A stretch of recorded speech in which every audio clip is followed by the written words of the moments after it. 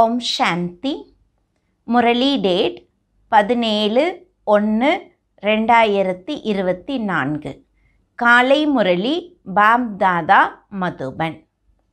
இனிமையான குழந்தைகளே, தந்தையை அன்போடு நினைவு செய்து கொண்டே இருங்கள். சதா ஸ்ரீமத் படி நடங்கள். படிப்பின் மீது முழுமையாக கவனம் கொடுங்கள். அப்போது உங்களுக்கு எல்லோரும் மரியாதை கொடுப்பார்கள். கேள்வி: எந்த குழந்தைகளுக்கு அதீந்திரிய சுகத்தின் அனுபவம் ஏற்பட முடியும்? பதில்: ஆத்ம அபிமானியாக இருப்பவர்களுக்கு. அதற்காக எப்போது ஒருவரோடு பேசுகின்றீர்களோ அல்லது புரிய வைக்கின்றீர்களோ அப்போது நான் ஆத்மா சகோதரனோடு பேசிக்கொண்டிருக்கின்றேன் என உணருங்கள். பாயி பாயி என்ற பார்வையை உறுதியாக்கி கொண்டே சென்றால் ஆத்ம அபிமானியாக மாறிக்கொண்டே போவீர்கள்.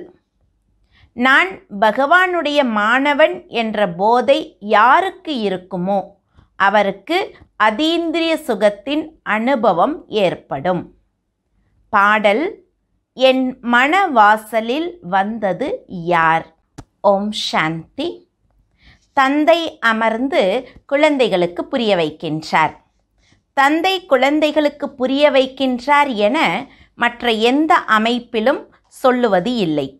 உண்மையில் அனைத்து குழந்தைகளுக்கும் தந்தையாக ஒருவரே இருக்கின்றார் என்பது குழந்தைகளுக்கு தெரியும். எல்லோரும் சகோதரர்கள். அந்த தந்தையிடமிருந்து குழந்தைகளுக்கு நிச்சயம் ஆஸ்தி கிடைக்கிறது. இது சங்கமயுகம். இப்போது முக்தி, ஜீவன் முக்தி கிடைக்கின்றது என்பதை நீங்கள் சக்கரத்திலும் நல்லபடியாக புரிய வைக்க முடியும். குழந்தைகள், நீங்கள் ஜீவன் முக்திக்கு சென்றால் மற்ற எல்லோரும் முக்திக்கு போவார்கள். அவரையே சத்கதி கொடுக்கும் வள்ளல், லிபரேட்டர், கைடு என்று சொல்லுகின்றார்கள். ராவண ராஜ்யத்தில் எவ்வளவு எண்ணற்ற மனிதர்கள் இருக்கின்றார்கள். ராமராஜ்யத்தில் ஒரே ஒரு ஆதி சனாதன தேவி தேவர் தர்மம் இருந்தது. அவர்களை ஆரியர் மற்றும் ஆரியர் அல்லாதவர் என்று சொல்லுகின்றார்கள்.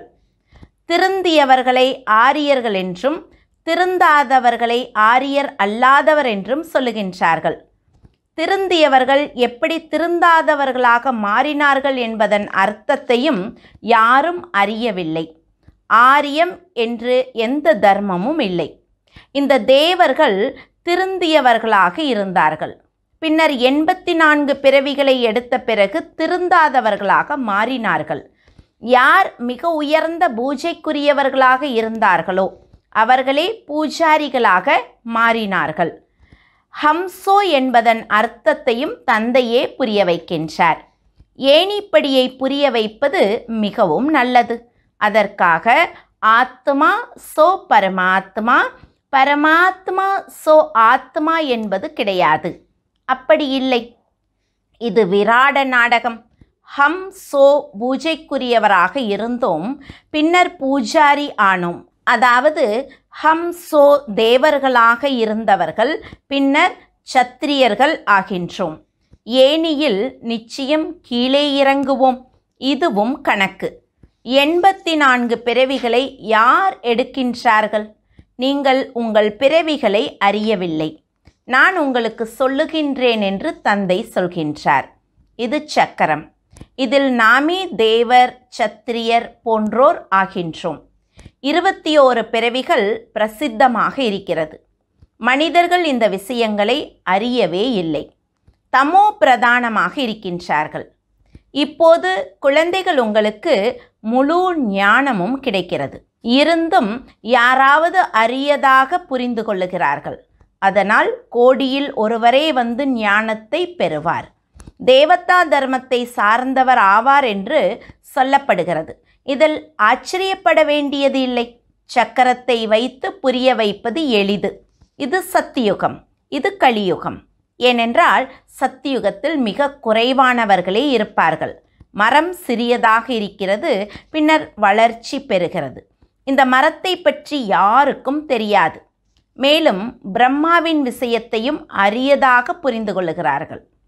பிரம்மா வாய் வம்சாவளி பிராமணர்கள் நிச்சயம் தேவைதானே என்று சொல்லுங்கள்.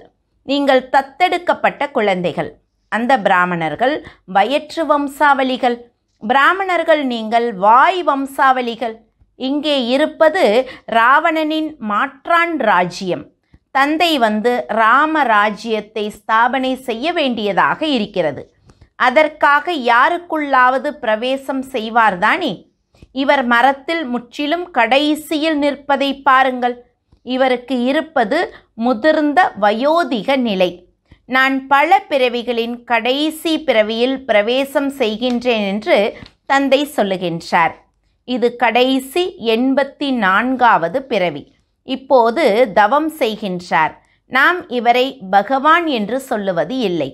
உலகில் உள்ளவர்கள் பகவானை சர்வவியாபி, கல்லிலும் மண்ணிலும் இருப்பவர் என்று சொல்லி தாமே முழு கல்லாகிவிட்டார்கள். தேவர்களின் விஷயமே வேறு. இப்போது நீங்கள் படித்து இந்த பதவியை பெறுகின்றீர்கள். எவ்வளவு உயர்ந்த படிப்பு! இந்த தேவர்களை பகவான் பகவதி என்று சொல்லுகின்றார்கள். ஏனென்றால் பவித்திரமாக இருக்கின்றார்கள். மேலும் ஸ்வயம் பகவான் மூலமாகவே இந்த தர்மத்திற்கு ஸ்தாபனை ஏற்பட்டது. அதனால் நிச்சயம் பகவான் பகவதி ஆக வேண்டும். எனினும் அவர்களை மகாராஜா மகாராணி என்று சொல்லுகின்றார்கள். மற்றபடி ஸ்ரீ லக்ஷ்மி நாராயணரை பகவதி பகவான் என்று சொல்லுவதும் மூட நம்பிக்கையாக இருக்கிறது. ஏனென்றால் பகவான் ஒருவரே. நீங்கள் சிவன் மற்றும் சங்கரனையும் தனித்தனியானவர்கள் என்று சொல்லுகின்றீர்கள். அதனால் இவர்கள் தேவர்களையும் தூக்கி எறிகின்றார்கள் என்று அவர்கள் சொல்லுகின்றார்கள். முழு சக்கரமும் உங்கள் புத்தியில் இருக்கிறது. எனினும் யார் மகாரதியோ அவரே நல்லபடியாக புரிய வைக்க முடியும். பலர் நன்றாக கேட்கின்றார்கள், எனினும் புத்தியில் அமருவது கிடையாது. அப்போது அவர்கள் என்ன ஆவார்கள்? அற்ப பைசாவின் தாசதாசிகள் ஆவார்கள். போக போக உங்களுக்கு காட்சிகள் கிடைக்கும். எனினும் அந்த நேரம் எதுவும் செய்ய முடியாது. நேரம் முடிந்து போனால் பின்னர் என்ன செய்ய முடியும்? அதனால் தந்தை எச்சரிக்கை கொடுத்து கொண்டே இருக்கின்றார். எனினும் எல்லோரும் உயர்ந்த நிலைக்கு செல்லுவது என்பது நடக்க முடியாது. பாத்திரம் சுத்தமாக இல்லை. புத்தியில் குப்பைகள் நிறைந்திருக்கின்றன. இதில் முயற்சி மிக நன்றாக இருக்க வேண்டும். சித்திரங்களை வைத்து புரிய வைப்பதற்கு நன்றாக பயிற்சி செய்ய வேண்டும். இல்லையென்றால் கடைசியில் வருத்தப்பட நேரிடும். இங்கே ஆத்மாவிற்கு உணவு கிடைக்கிறது. இவை எல்லோருக்கும் புரிய வைக்கும் விஷயங்களாக இருக்கின்றன. பயப்பட எந்த விஷயமும் இல்லை. மிக பெரிய இடங்களில் கண்காட்சி, மியூசியம் போன்றவை இருந்தால் உங்கள் பெயர் பிரசித்தமாகும். எல்லோரிடமிருந்தும் ஒப்பீனியனை எழுதி வாங்குங்கள். அதையும் அச்சடிக்க வேண்டும் என்று தந்தை சொல்லியிருந்தார். குழந்தைகள் அதிக சேவை செய்ய வேண்டும். இதில் இவர் புரிந்து கொள்பவரா இல்லையா என்ற சோதனையும் அதிகம் செய்ய வேண்டும். இது புது விஷயம். இது பழைய உலகம். இதை யார் வேண்டுமானாலும் புரிந்து கொள்ள முடியும். நேரத்தை மட்டும் நீளமாக்கி விட்டார்கள். அதனால் மனிதர்கள் குழப்பத்தில் இருக்கின்றார்கள். முதலில் தந்தையின் அறிமுகத்தை கொடுக்க வேண்டும். யார் ஆத்ம அபிமானியாகி இருப்பாரோ அவரே அதீந்திரிய சுகத்தில் இருக்க முடியும். வெறும் சொற்பொழிவால் வேலை நடக்காது. எப்போது சொற்பொழிவாற்றுகின்றீர்களோ அப்போது நான் ஆத்மா, சகோதரன், மற்ற சகோதரர்களுக்கு புரிய வைக்கின்றேன் என்று புரிந்து கொள்ள வேண்டும். ஆத்ம அபிமானியாக வேண்டும். இதற்கு அதிக முயற்சி தேவை. எனினும் குழந்தைகள் அடிக்கடி மறந்து விடுகின்றீர்கள். தந்தையே வந்து குழந்தைகளுக்கு புரிய வைக்கின்றார். ஆத்மா பரமாத்மா நீண்ட காலம் பிரிந்திருந்தார்கள் என்று பாடலும் இருக்கிறது. இதன் அர்த்தத்தையும் நீங்கள் அறிய முடியும். யார் மகாரதியோ அவர் தன்னை ஆத்மா என உணர்ந்து தந்தையை நினைவு செய்யும் பயிற்சியை அதிகம் செய்ய வேண்டும். அப்போதே தன்னை பவர்ஃபுல்லாக உணர்வார். யார் தன்னை ஆத்மா என்றே உணரவில்லையோ அவர் என்ன தாரணை செய்வார்? நினைவின் மூலமாகவே உங்களிடம் கூர்மை வரும். ஞானத்தை பலம் என்று சொல்லுவது இல்லை, யோக பலம் என்று சொல்லப்படுகிறது. யோக பலத்தால் தான் நீங்கள் உலகின் எஜமானர் ஆகின்றீர்கள். இப்போது நீங்கள் பலரை தனக்கு சமமாக மாற்ற வேண்டும். எதுவரை பலரை தனக்கு சமமாக மாற்றவில்லையோ அதுவரை விநாசம் ஏற்பட முடியாது. பெரிய சண்டை கூட மூழ்கிறது, எனினும் பின்னர் நின்று விடுகிறது. இப்போது பலரிடம் அணுகுண்டுகள் இருக்கின்றன, எனினும் இது வைத்திருக்கும் பொருள் கிடையாது. பழைய உலகின் அழிவும் ஒரு ஆதி சனாதன தர்மத்தின் ஸ்தாபனையும் நடந்தே ஆக வேண்டும். கொஞ்ச காலத்திற்கு பின்னர் இது அதே மகாபாரத சண்டை என்று எல்லோரும் சொல்வார்கள். பகவானும் நிச்சயம் இருக்கின்றார். எப்போது உங்களிடம் அதிகமானோர் வருவார்களோ அப்போது எல்லோரும் ஏற்றுக்கொள்ள ஆரம்பிப்பார்கள். இது வளர்ந்து கொண்டே போகிறது. இதில் அதிக சக்தி இருக்கிறது என்று சொல்லுவார்கள். நீங்கள் எந்த அளவு நினைவில் இருப்பீர்களோ அந்த அளவு உங்களிடம் சக்தி நிரம்பும். தந்தையின் நினைவில்தான் நீங்கள் பிறருக்கு ஒளியை கொடுக்கின்றீர்கள். என்னை விட குழந்தைகள் நீங்கள் அதிக சேவை செய்கின்றீர்கள் என்று இந்த தாதாவும் பிரம்மாவும் சொல்லுகின்றார். இப்போது கொஞ்ச காலம் இருக்கிறது. யோகத்தில் சரியானபடி யாரும் இருக்க முடியவில்லை. யோகத்தில் நாம் குறைவாக இருக்கின்றோம் என்று தானும் உணர்கின்றீர்கள். அதனால் சரியானபடி அம்பு தைப்பது இல்லை. பகவான் குமாரிகளிடம் ஞான அம்பை நிறைக்கின்றார். நீங்கள் பிரஜா பிதா பிரம்மா குமாரிகளாக இருக்கின்றீர்கள். இவர் பிரம்மா, நீங்கள் எல்லோரும் தத்தெடுக்கப்பட்ட குழந்தைகள். படைப்பவர் ஒருவரே, மற்ற எல்லோரும் படித்து கொண்டே இருக்கின்றீர்கள். அதில் இந்த பிரம்மாவும் வந்து விடுகின்றார். அதனால் இவர் படைப்பாக இருக்கின்றார். நீங்கள் தேவர்களாக மாறப்போகிறவர்கள். தெய்வீக குணங்களை தாரணை செய்கின்றீர்கள். ஒரு சில இடங்களில் 2 சக்கரங்களும் சேர்ந்து ஓட முடிவதில்லை. அப்படியே மணலில் சிக்கியிருப்பதைப் போல இருக்கின்றன. பாபா பெயரை சொல்லுவது இல்லை. அதாவது ஒரு குடும்பத்தில் ஆண் பெண் இருவரும் 2 சக்கரம் போல, 2 சக்கரமும் சரியாக ஓடுனாதான் அந்த வண்டி எங்கே போய் சேரணுமோ அங்கே போய் சேரும். ஒரு சக்கரம் மண்ணில் புதைஞ்சு ஒரு சக்கரம் சரியாக இருந்தால் போக முடியாது. அதுபோல் இருக்கிறவங்களும் இருக்காங்க. பாபா பெயரை சொல்லுவதில்லை. இல்லை என்றால் தந்தை உண்மையை சொல்கின்றார் என்று உணர வேண்டும். யாருக்கு தங்களுக்குள் வேலை இருக்குமோ அந்த குழந்தைகளுக்கும் ஒருவர் பிறரின் சுபாவத்தை அறிய முடியும். நாமே தலை கிரீடமாக இருந்தோம் என்பதை குழந்தைகள் புரிந்திருக்கின்றீர்கள். இப்போது மீண்டும் ஆகிக்கொண்டு இருக்கின்றோம். முதலில் நீங்கள் யாருக்காவது புரிய வைத்தால் அவர்கள் ஏற்றுக்கொள்ள தயாராக இல்லை. பின்னர் மெல்ல மெல்ல புரிந்து கொண்டார்கள். இதற்கு புத்தி அதிக தேவை. ஆத்மாவில் புத்தி இருக்கிறது. ஆத்மா சத் சித் ஆனந்த ஸ்வரூபமாக இருக்கிறது. இப்போது குழந்தைகள், நீங்கள் ஆத்ம அபிமானியாக மாற்றப்படுகின்றீர்கள். தந்தை எதுவரை வரவில்லையோ அதுவரை யாரும் ஆத்ம அபிமானியாக மாற முடியாது. ஆத்ம அபிமானி பவ என்று இப்போது தந்தை சொல்லுகின்றார். என்னை மட்டும் நினைவு செய்தால் என்னிடமிருந்து சக்தி கிடைக்கும். இந்த தர்மம் அதிக சக்தியுடையது. முழு உலகத்தின் மீதும் ஆட்சி செய்கின்றீர்கள். குறைந்த விஷயமா என்ன? தந்தையோடு யோகம் வைப்பதால் உங்களுக்கு சக்தி கிடைக்கிறது. இது புதிய விஷயம். இதை நல்லபடியாக புரிய வைக்க வேண்டும். அவரே ஆத்மாக்களின் எல்லையற்ற தந்தை.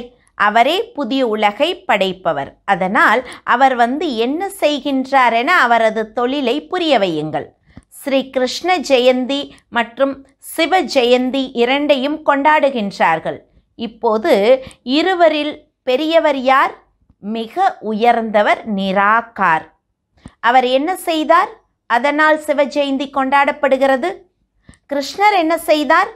பரம்பிதா பரமாத்மா சாதாரண வயோதிக உடலில் வந்து ஸ்தாபனை செய்கின்றார் என்று எழுதப்பட்டிருக்கிறது. அநேக வித வழிகள் இருக்கின்றன. ஸ்ரீமத்தாக ஒன்றே இருக்கிறது. அதன் மூலம் நீங்கள் உயர்ந்தவர்களாக மாறுகின்றீர்கள். மனித வழியால் எப்படி உயர்ந்தவர்களாக மாற முடியும்? இந்த ஈஸ்வரிய வழி உங்களுக்கு ஒரு முறை மட்டுமே சங்கமயுகத்தில் கிடைக்கிறது. தேவர்கள் வழி சொல்லுவதே இல்லை. மனிதனிலிருந்து தேவராக மாறிவிட்டால் அவ்வளவுதான், முடிந்தது. அங்கே குருமார்களிடமும் போவதில்லை. இங்கே குருவின் மனித வழியை பெறுகின்றார்கள். அதனால் நாம் ராஜ யோகி என்பதை யுக்தியோடு புரிய வைக்க வேண்டும். ஹட்டயோகி ஒருபோதும் ராஜயோகத்தை கற்பிக்க முடியாது. அவர்களோ துறவற மார்க்கத்தை சார்ந்தவர்கள். தீர்த்த ஸ்தலங்களுக்கு இல்லற மார்க்கத்தில் இருப்பவர்களே போக வேண்டும். குழந்தைகள், நீங்கள் எந்த விஷயத்திலும் குழப்பமடையக்கூடாது. இந்த டிராமா முன்னரே நிச்சயிக்கப்பட்டபடி நடப்பது. அது ரிப்பீட் ஆகிக் கொண்டிருக்கிறது. உங்கள் சேவையும் கல்ப முன்னர் போலவே நடக்கிறது. டிராமாவே உங்களை முயற்சி செய்ய வைக்கிறது. அதையும் நீங்கள் கல்ப முன்னர் போலவே செய்கின்றீர்கள். முயற்சி செய்பவர்களை நடத்தையிலிருந்து நீங்கள் புரிந்து கொள்ள முடியும். அதனால் கண்காட்சிகளில் குரூப்பை பார்த்து கைடு கொடுக்கப்படுகிறது. அதனால் நல்லபடியாக புரிய வைக்க முடியும். கற்பிக்கும் தந்தை நல்லபடியாக அறிந்திருக்கின்றார். எவ்வளவு விசாலமான எல்லையற்ற புத்தியுடையவராக மாற்றுகிறார். நாம் யாருடைய குழந்தைகள் என்ற போதை உங்களுக்கு இருக்க வேண்டும். பகவான் நமக்கு கற்பிக்கின்றார். ஒருவரால் படிக்க முடியவில்லை என்றால் ஓடிவிடுகின்றார். இவர் நமது குழந்தை இல்லை என்று பகவானும் புரிந்து கொள்ளுகின்றார். பகவானுடைய குழந்தை படித்தார், பின்னர் ஓடிவிட்டார். பின்னர் கொஞ்சம் புரிய வந்ததால் மீண்டும் படிக்க ஆரம்பித்தார். நீங்கள் பார்க்கின்றீர்கள். பின்னர் யோகத்தில் நன்றாக இருந்தால் உயர்ந்த பதவி பெற முடியும். உண்மையில் நான் அதிக நேரத்தை வீணாக்கிவிட்டேன். இப்படிப்பட்ட பள்ளிக்கூடத்தை விட்டுவிட்டேன். இப்போது நிச்சயம் தந்தையிடமிருந்து ஆஸ்தி பெறுவேன் என்று புரிந்து கொள்ளுகின்றார்.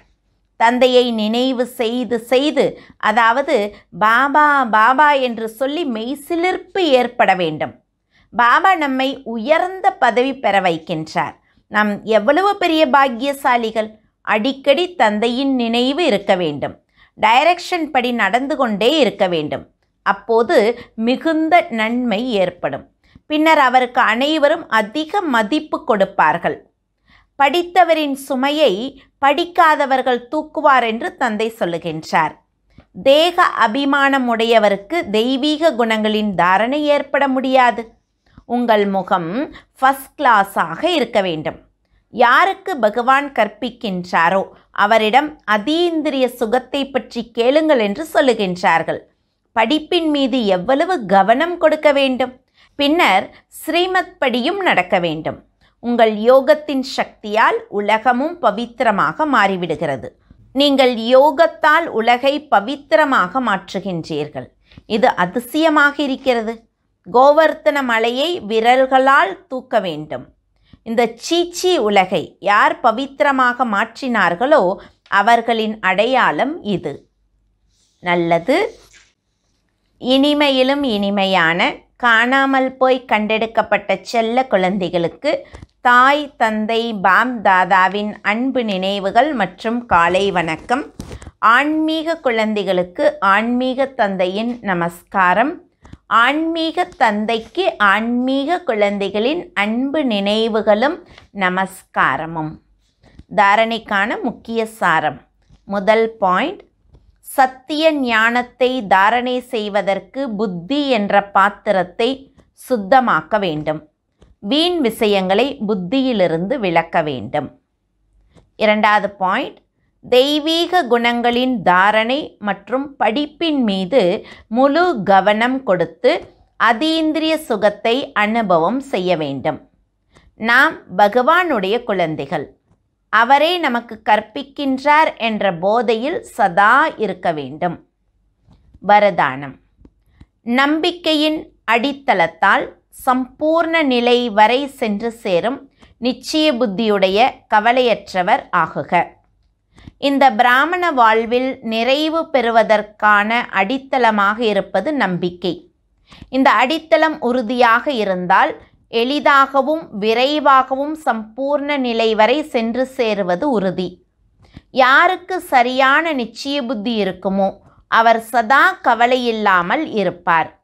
தனது ஆத்மஸ்வரூபத்தை அறிவது, ஏற்பது, அதன்படி நடப்பது மற்றும் தந்தை யாரோ, எப்படி இருக்கின்றாரோ, எந்த ரூபத்தில் பாகத்தை நடிக்கின்றாரோ அதை சரியாக அறிவதே சரியான நம்பிக்கை. அப்படிப்பட்ட நம்பிக்கையுடையவர் வெற்றி பெறுகின்றார். ஸ்லோகன்: யார் தனது நேரத்தை, சுகத்தை, பிராப்தியின் ஆஸ்தியை அனைவருக்கும் தானம் செய்வாரோ அவரே மகாதானி. அவ்யக்த சைலன்ஸ் மூலமாக டபுள் லைட் ஃபரிஸ்தா ஸ்திதியை அனுபவம் செய்யுங்கள். நீங்கள் நடந்து கொண்டு இருந்தீர்கள், ஆனால் ஸ்திதி அப்படி இருந்ததால் ஏதோ ஒளி சென்று கொண்டிருக்கிறது என பிறர் உணர்ந்தார்கள். உங்கள் சரீரம் தெரியவில்லை. இப்படி ஆரம்பத்தில் பயிற்சி செய்தீர்கள். இந்த பயிற்சியால் ஒவ்வொரு வித பேப்பரிலும் பாஸ் செய்தீர்கள். இப்போது நேரம் மிக கெட்டதாக வந்து கொண்டு இருக்கிறது. அதனால் டபுள் லைட்டாக இருப்பதன் பயிற்சியை அதிகமாக்குங்கள். பிறருக்கு எப்போதும் உங்கள் ஒளி ரூபம் தெரிய வேண்டும். இதுதான் பாதுகாப்பு. உள்ளே வந்தால் ஒளியின் கோட்டையை பார்க்க வேண்டும். ஓம் சாந்தி.